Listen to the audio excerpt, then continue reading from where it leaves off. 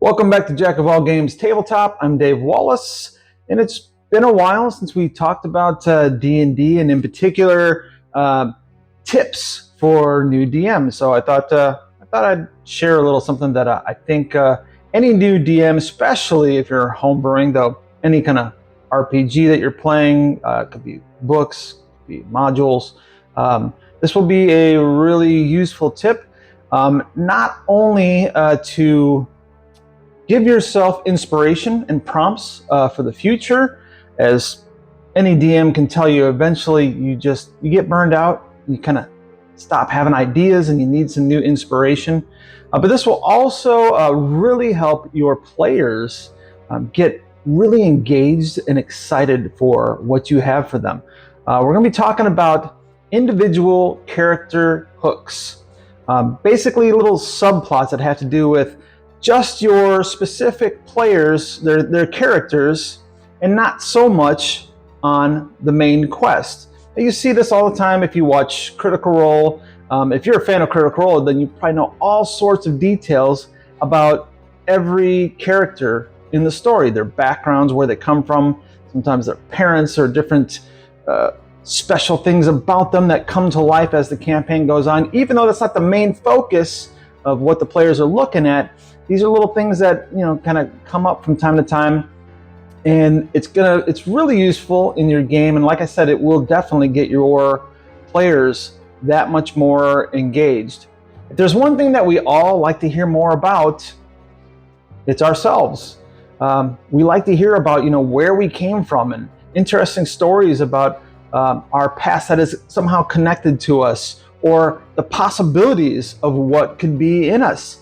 We all want to feel special, and so we kind of enjoy hearing things like, you ever find out that you're related to somebody famous or somebody important in history. We all have that one fantasy where somewhere other side of the world, somebody we never knew happens to be a distant relation to us, and of course they died and left us millions of dollars. We never even met them. I have that fantasy all the time, don't you? And at the same time, it can also be something that's used against people, not to disparage people who are into, say, like psychics. But have you ever noticed that if somebody claims to be psychic and talks to somebody about their past lives, it's never you were just a farmer in the 1700s that lived a really boring life. No, not you. You were an Egyptian queen. You were a great warrior. It's always something extravagant, and that just kind of plays into our minds of what we want to hear. And so in this fantasy world, why not? Why not use that? That's exactly what we're doing. We're trying to be heroes and interesting people. Maybe that's why so many people, when they make especially their first D&D character, but I mean, people do this all the time, constantly. It's the idea of being an orphan.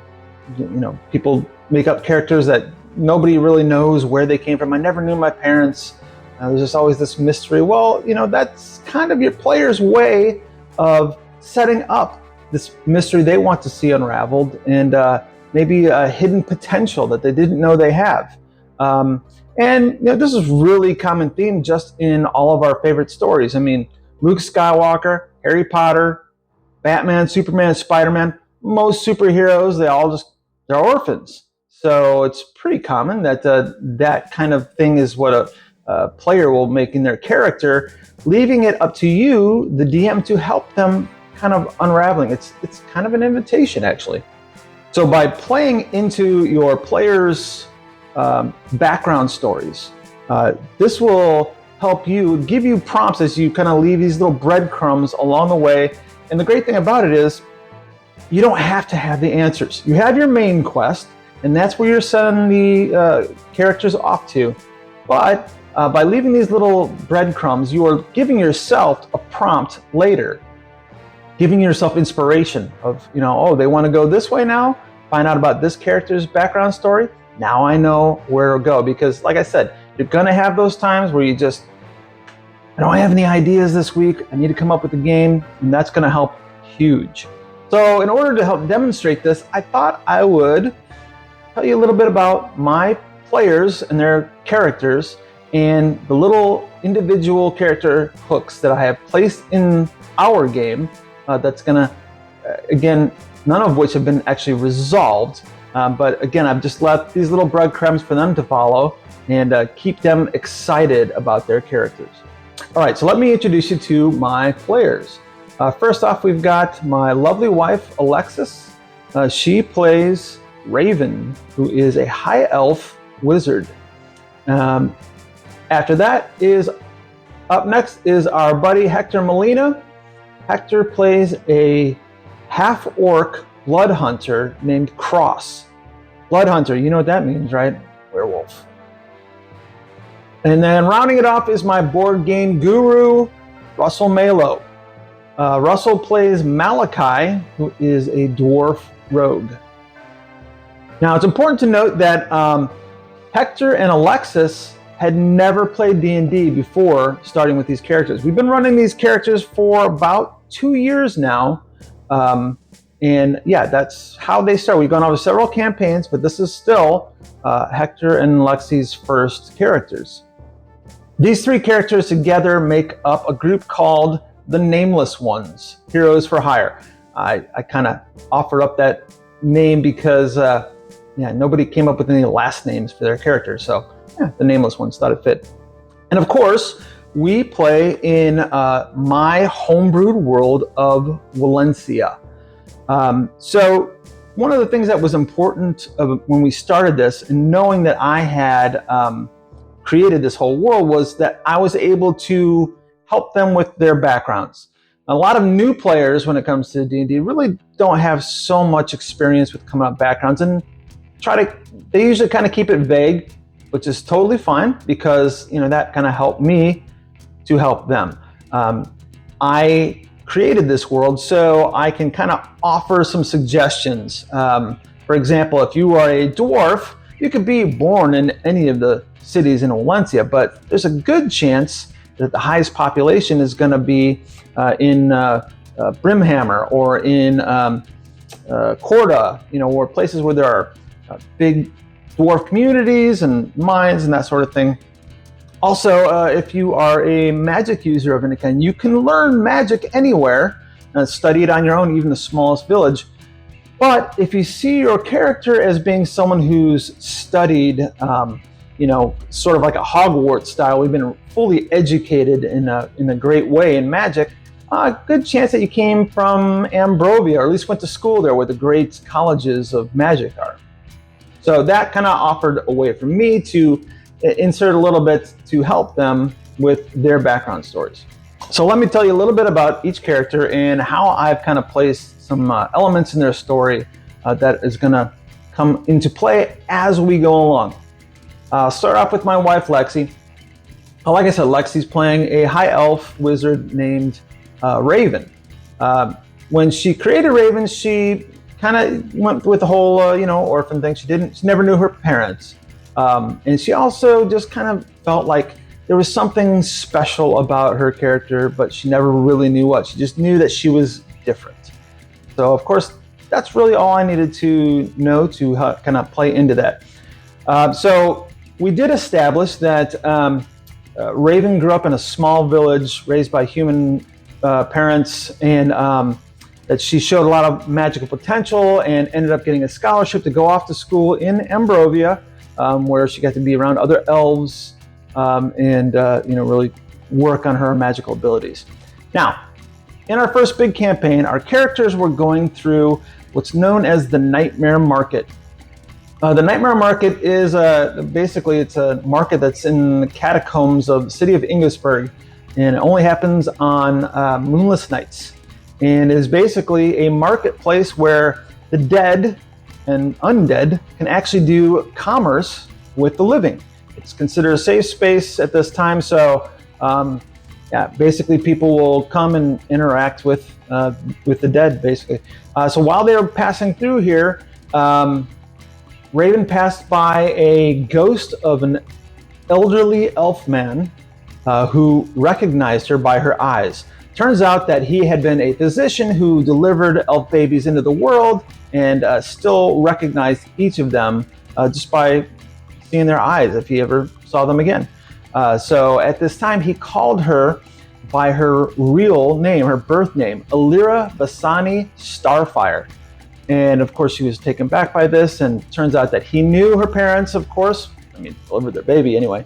And Raven's father happened to be a man known as Oman Starfire, who is in Valencia a national hero. He was a soldier, and he was the kind of guy who led the charge and helped defend in many great wars against outside evils trying to come in.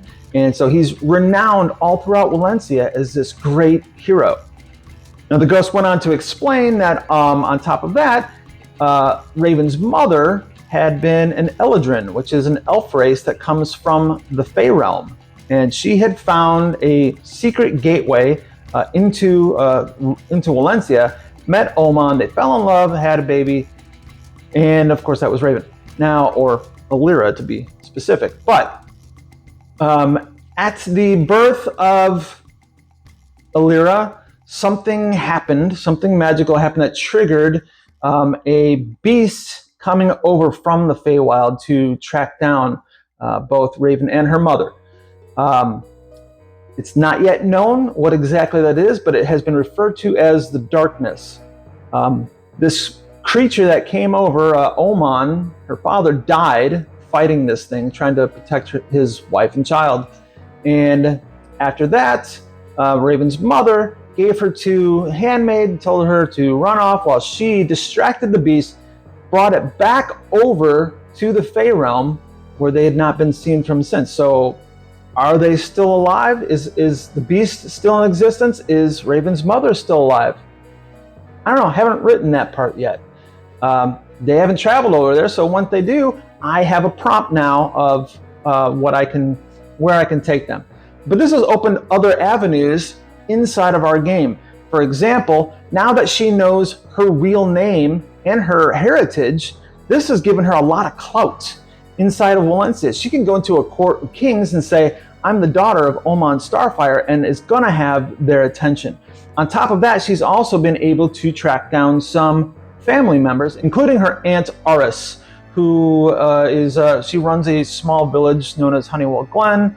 She was a great warrior herself, and she has a couple of artifacts that once belonged to her father that have a degree of mystery to them that she hands to Raven. And what do these things do? I don't know yet. We'll find out as we go along, but I have that now ready for when I need it, when she wants to further investigate. Then there's Malachi. Now Malachi, he's got a bit of a sordid past. He's as a rogue, he's got a little bit of a criminal element to him at least, but we're seeing the hero emerge. Now, origin stories for Malachi is that he was born in the mountain village of Cordo, which is very famous throughout Valencia because the forges there make the greatest weapons for all of Valencia has ever known. So they're just kind of famous for that, and they have mines, and Malachi's family owns a mine. And when Malachi was 2 years old, his father took him away to a temple of the dwarven god to have his son consecrated and dedicated to the dwarven god. But while they were there, Malachi's mother was inside the mines visiting some of the workers there, and a drider attacked and caused a collapse, caved in and killed his mother. This, of course, caused Malachi's father to have incredible anguish and anger, who renounced his god, sealed up the mines, and moved his son to the city of Durant, which is known for a lot of criminal activity. There, Malachi's father became an alcoholic, and as a result, Malachi basically had to raise himself on the dirty streets of Durant. So this is where he learned all of his rogue skills. It's also where he probably picked up a lot of things that didn't belong to him. And to this day, they show up from place to place and come across a wanted poster with Malachi's face on it because, he stole from some crime lord there who basically put a price on his head. So this is something that I can kind of just drop every now and then as people who are looking for him. Now, recently, another NPC showed up who claimed to be Malachi's uncle. His name's Argyle. However, it's kind of come off that maybe he might actually be Malachi's true father. It's kind of one of those classic stories of two brothers who fall in love with the same woman. Whose kid is it? I don't know yet. I'll probably flip a coin to decide that when I need to. But at the moment, it seems like there is a good possibility. Argyle shows up and hands Malachi a ornamental sword or large dagger. I say ornamental because it's actually symbolic. It's more of a key to the family mine, which he gives to Malachi and says, this now belongs to you. What's inside the mine? I don't know yet. But again, now I've got something cool to play with if they decide to go that way. They're really on the other side of the country right now, so I'm not really too worried about it, but it gives me a prompt and it gives them mystery. And then there is Cross. The subplots in Cross's story, I could write an entire novel just on those. There's plenty of them. Where do we start? Well, first off, Cross is a half-orc. Now, Valencia very much mirrors some of the dark history of America. The southernmost city in Valencia is Krelmar, and it has been at war with the Orc nation for hundreds of years. As a result of that war, there is quite a bit of racism against orcs, and even in some areas, slavery of orcs. So as you can imagine, cutting through different parts of this country, Cross is going to have some problems dealing with some racism, which I think this makes for a compelling story, and the way he handles it is amazing. Now, interesting story to Cross's background is that Cross's father was actually an orc war chief. He was the leader of a tribe known as the Lost Tribe, who is kind of separate from the rest of the Orc nation, as kind of this wandering nomadic tribe that cuts through the desert and the mountains and was not really very friendly towards humans until Cross's father met and fell in love with a human woman, resulting in, of course, Cross. This changed his politics on how he should run the tribe and how they should be maybe better towards the other races. However, amongst the tribe was another great orc, massive, mighty, and strong, and his name is Vor. He challenged Cross's father for leadership, and it is rumored that he sort of cheated in a one-on-one combat and basically killed Cross's father and took over the tribe. As a result, Cross and his mother were on the run. They tracked him down, killed Cross's mother. Cross, the little boys, on the run, and basically found himself in a seaside village where he was raised by an old dragonborn blood hunter who raised Cross to not only work hard and be a good man, but also taught him about blood magic.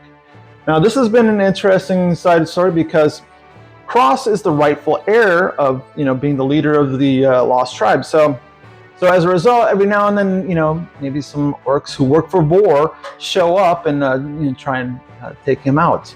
But he's kind of looking into how can I take back that which my father established. On top of all this, again, he's a blood hunter, which means werewolf. We actually did an not entire game, at least half of a game where we dedicated to the ritual that Cross went through, where he became an actual werewolf, and he joined the Order of the Lycan, run by a man named Drellic, who has taught Cross everything he needs to know about controlling his new ability and being able the different kind of new skills that he has with it and everything. It's been a really interesting story. But of course, this has brought up some new enemies as well, and there's a new cult in town. That is the Church of the Silver Dagger. This is a cult shrouded in mystery. The leaders of it, seems like nobody can really trace where they came from, but the leaders of this wear these masks that hide their robes and everything, hide fully their identity, and there seems to be something mysterious about them. They have a sense where they can actually see an aura of the Lycan ability inside somebody, and they are basically hunting them down. They go around claiming to be in service of Lathander, but in fact they're really just out to get people energized about getting rid of Lycans and putting the blame on them and vampires for all the evil in the world, getting the cities riled up and wanting to get rid of these characters. So it's interesting because these guys show up, they've got a list of some different targets and crosses on that list, but at the same time, because we've played several campaigns, Cross has proven himself to be a great hero several times over, and many people really cherish his abilities and all that he's done for them. So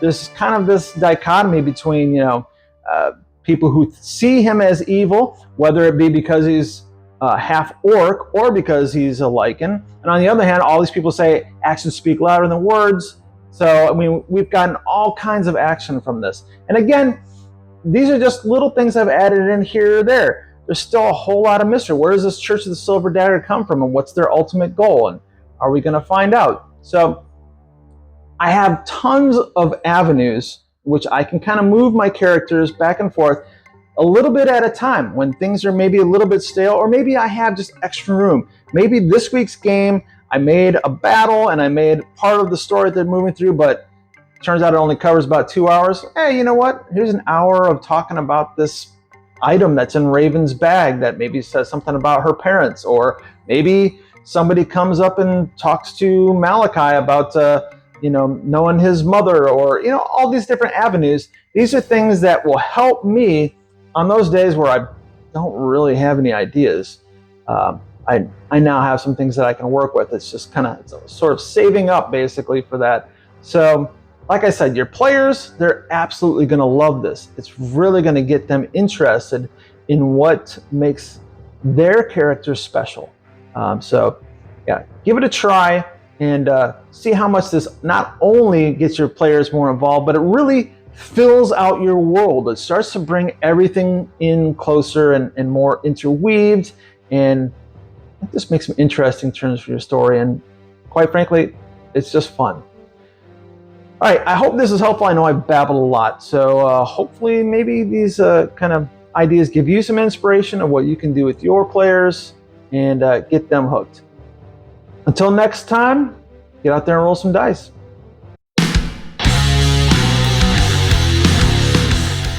Thank you once again for watching Jack of All Games Tabletop. I really appreciate the support, and if you wouldn't mind, maybe give it a little thumbs up if you enjoyed the video. Of course, I love reading your comments, and with any questions, suggestions, or corrections, feel free to leave them in the comments. Or of course, you can always get a hold of me at jackofallgamestt@gmail.com. And if you're a game designer and you want to talk about your game on the show, I'd love to hear from you, so drop me a message. And now, I will persuade you to hit the like button with a persuasion roll.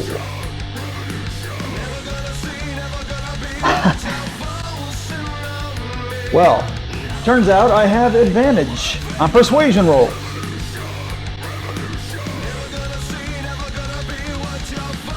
Yeah. I believe I have 1 point of inspiration left. So, yeah.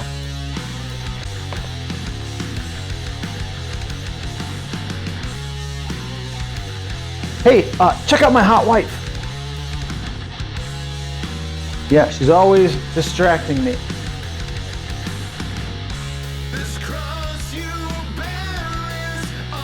Aha, and as you can see, I have rolled a natural 20. Therefore, you are persuaded to hit the like button. And now, Thanks to my power of persuasion, I know that I will see you next week.